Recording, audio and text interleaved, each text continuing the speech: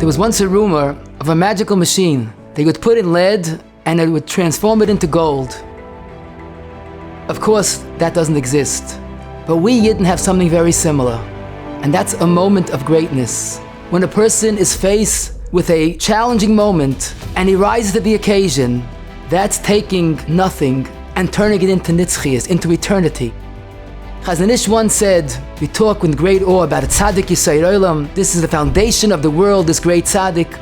But there's someone in a challenging moment, no one will know if he succeeded or succumbed to the Yetzer Hara. And when he rises to the occasion, in that moment he's a tzaddik yisayir olam, because he did something that's purely for the Rebbeinu Shalom. Our problem is we underestimate those moments. We hear so much about the bad, about when someone falls prey to the Yetzer Hara. But do we hear about the good of someone that experienced a sweet victory when he enjoys another Vayimaen moment? Reb Chaim Vital once asked his illustrious Rebbe the Arizal, you always tell me how great my actions are. I don't come close to the previous generation's great tzaddikim. And the Arizal said, you're making a mistake. Greatness is not measured by actions. It's by the time in history that the greatness is achieved.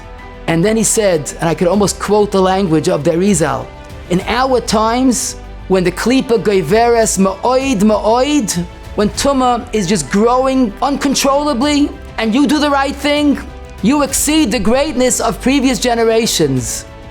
I wonder what the Arizal would say to us living in the world we live in.